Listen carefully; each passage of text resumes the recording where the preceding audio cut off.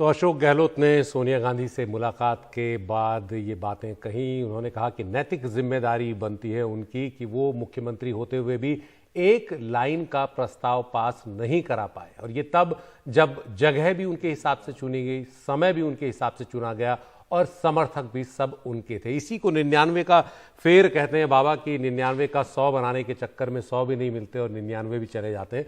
और एक दूसरी बात अगर कांग्रेस आला कमान के साथ उनके संबंधों पर कहें तो कहते हैं कि रहीमन धागा प्रेम का मत तोड़ो चटकाए, और टूटे तो फिर न जुड़े और जुड़े गांठ पड़ जाए।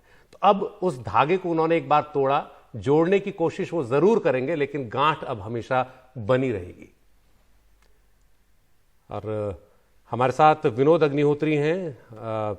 विनोद जी, क्या कहेंगे आप, जो कांग्रेस आला कमान के साथ जिस तरह के गहलोत के रिश्ते थे, इस पूरे वाकये से अब वो रिश्ते, खटास जो बनी है, अब वो बहुत मुश्किल है कि वो रिपेयर हो पाए। देखिए, खटास तो उस दिन जिस दिन ये प्रस्ताव नहीं पास हो पाया और विधायक जिस तरह से शांतिलाल धारीवाल के यहाँ बैठक करते रहे, तो खटास तो पैदा हो गई थी। और उसका बहुत सोनिया गांधी, जो जैसा कि हम सब लोगों को पता लगा अपने अपने सूत्रों के द्वारा, कि सोनिया जी बहुत नाराज हुई थी, क्योंकि वाकई कांग्रेस हाईकमान में परंपरा रही है। और कई सारे कुछ नेताओं ने, कुछ हमारे मीडिया के मित्रों ने, हम लोगों ने इस तरह की विश्लेषण भी किया कि इससे हाईकमान की जो अथॉरिटी है वो डाइल्यूट हुई है और कमजोर मैसेज गया है हाईकमान कमजोर होने का। उसके बाद अशोक गहलोत जी को रियलाइज हुआ, कई लोग बीच में पड़े, कुछ ऐसे लोग बीच में पड़े जो परिवार के भी वेल विशर हैं, अशोक गहलोत जी के मित्र हैं, और उन्होंने पैचअप कराया और गहलोत जी दिल्ली आए, सोनिया जी से मिले। और जिस खटास की आप बात कर रहे हैं, उसी खटास को दूर करने के लिए उन्होंने आज कांग्रेस अध्यक्ष से भेंट की, और भेंट करके जैसा कि उन्होंने बताया है कि उन्होंने विनम्रता से अपनी गलती मानी, माफी मांगी, सॉरी कहा। तो जाहिर है कि सोनिया गांधी चूंकि पूरे परिवार की मुखिया हैं, प्रदेश की ही नहीं पूरे देश में कांग्रेस पार्टी की नेता है वो। और सोनिया जी के बारे में एक चीज तो हम लोग मानेंगे कि जैसे इंदिरा जी भी करती थी कि विरोधियों को माफ कर देने की परंपरा इंदिरा जी की भी थी। वीरेंद्र पाटिल के खिलाफ चुनाव लड़े थे, उनको उन्होंने अपना मंत्री बनाया था। सोनिया जी ने भी, देखिए, तारिक अनवर आज कांग्रेस में है, खटास के जनरल सेक्रेटरी इंचार्ज हैं, आज जनरल सेक्रेटरी हैं। शरद पवार जिन्होंने विदेशी मूल का मुद्दा उठाया, अलग हुए, सब हुआ, उसके बाद उनके साथ सरकार मिलकर चलाई और बहुत अच्छे रिश्ते हो गए। पीए संगमा जो है वो भी जो है बाद में आके मिल गए थे। तो ये सब राजनीति में होता रहता है, खट्टे मीठे रिश्ते होते रहते हैं। ये जरूर है, फौरी तौर पर एक जो विश्वास, जो भरोसा अशोक गहलोत पर जमाया गया था कि वो कांग्रेस अध्यक्ष के लिए उनको आगे किया गया था, वो जरूर टूटा है। और इसीलिए अशोक गहलोत ने अपने को कांग्रेस अध्यक्ष की दौड़ से बाहर किया है, और शायद उनको संदेश भी दिया गया होगा।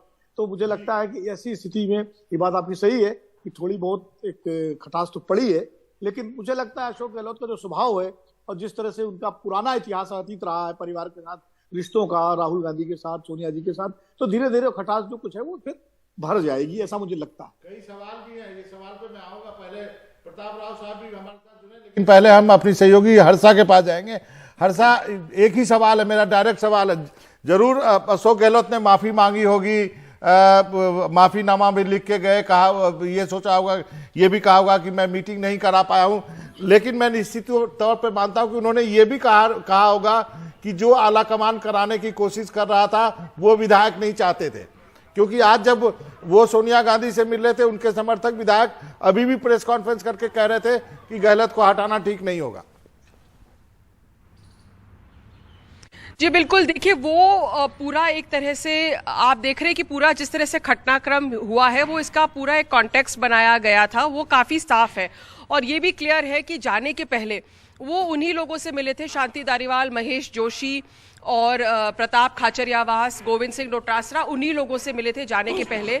और उनका जाना भी कल आपने देखा था कि काफ़ी डिले हुआ था, फिर अल्टीमेटली रात को पहुंचे और आज सुबह मीटिंग हुई है। तो और मीटिंग से बाहर आके वो एमएलएज ने भी ये कहा था कि हमने अशोक गहलोत को कहा है कि आपकी जिम्मेदारी बनती है कि आप हमारी जो एमएलएज की जो भावना है वो आला कमान तक पहुंचाएं। तो माफ़ी मांगना और ये सब तो उन्होंने कहा ही होगा, लेकिन यहाँ पर जो पूरा पॉलिटिकल टर्मोइल, पॉलिटिकल क्राइसिस बन रहा है, वो उन्होंने ज़रूर एक नैरेटिव यहाँ पर चल रहा था, वो उन्होंने ज़रूर मिसेस गांधी के सामने रखा होगा। लेकिन जैसे आप बता रहे हैं कि वो पुराने कांग्रेसी हैं, लॉयलिस्ट हैं, राजीव गांधी के टाइम से वो है, तो एक तरह से एक सहानुभूति भी है उनके लिए कांग्रेस। लाख टके का सवाल, मुख्यमंत्री कुर्सी बच गई गहलोत साहब की या नहीं बच गई?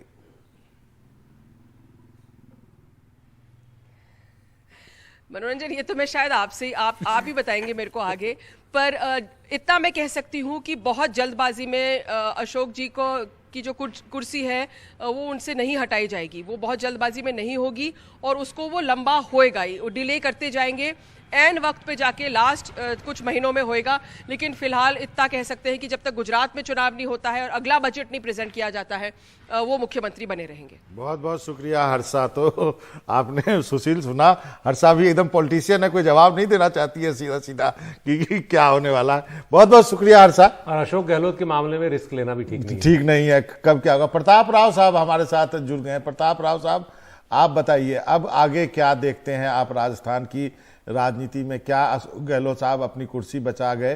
क्या उन्होंने सोनिया गांधी को यह भी बता दिया होगा कि माफी तो मांगता हूं मैडम, लेकिन जो आप करना चाह रही थी वो ठीक नहीं था, विधायक जो है वो किसी और के पक्ष में नहीं है, मेरे पक्ष में है?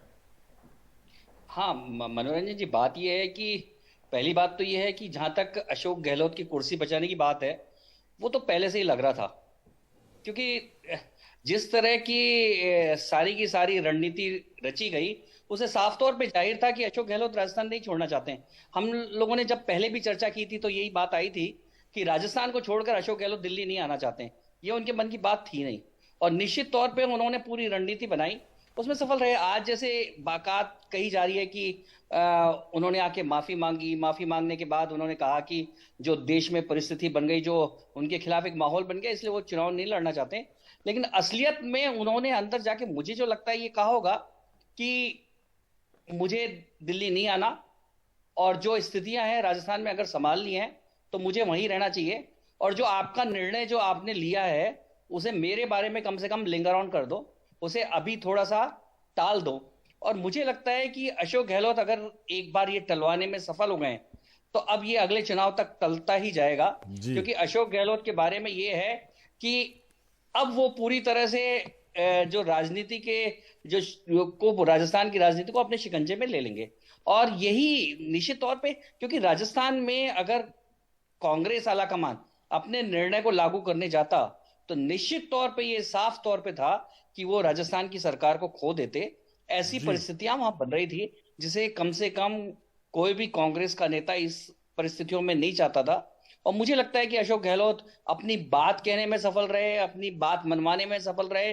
और अशोक गहलोत ने जो स्ट्रेटेजी बनाई थी, निश्चित तौर पे देखिए ये कांग्रेस की राजनीति के लिए निश्चित तौर पे एक दुर्भाग्यपूर्ण है कि आलाकमान के सामने एक चुनौती खड़ी हुई और देश भर में जो है उनका जो सबसे जो अनुशासित सिपाही वही उनके सामने खड़ा हो गया। तो इससे कांग्रेस का एक ये गया कि कांग्रेस में अब अनुशासन बचा ही नहीं है, यानी कि आलाकमान के बड़े बड़े नेता चुनौती देने लगे।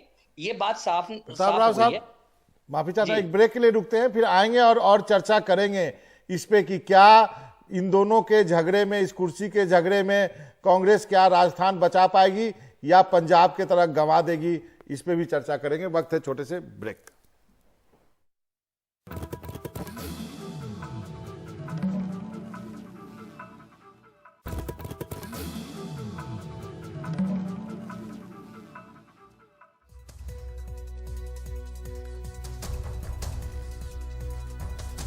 हम लगातार उस खबर पर बने हुए हैं। अशोक गहलोत ने बाहर निकल के कहा कि वो अध्यक्ष पद का चुनाव नहीं लड़ेंगे। क्या केवल इतनी ही बात हुई थी? विनोद अग्निहोत्री और प्रताप राव साहब हमारे साथ जुड़े हुए। विनोद जी, आपसे जानना चाहूँगा, क्या केवल 1-1.25 घंटे में इतनी सी बात हुई थी कि मैडम माफ़ कर दीजिए, मुझसे गलती हो गई, मैं CLP की मीटिंग नहीं करा पाया, और बाहर आके आपने कह दिया कि नहीं अब मैं अध्यक्ष पद का चुनाव नहीं लड़ूंगा? इतनी सी बात थोड़ी हुई होगी। आपने CLP की मीटिंग नहीं करा पाए, जिस चीज़ के लिए ऑब्जर्वर गए थे वो कांग्रेस अध्यक्ष के प्रतिनिधि थे, उनको बैरंग वापस आना पड़ा, वो चीज नहीं हुई और उसके लिए आपने माफी मांग ली और माफी मिल गई। बात हजम नहीं हो रही है सर। नहीं, माफी तो देखिए, पहले तो क्लीन चिट मिल चुकी है रिपोर्ट में, जब क्लीन चिट मिल गई तो माफी भी मिल जाती है। लेकिन ये बात सही है कि खाली इतनी बात नहीं हुई है, बात तो बहुत कुछ हुई है।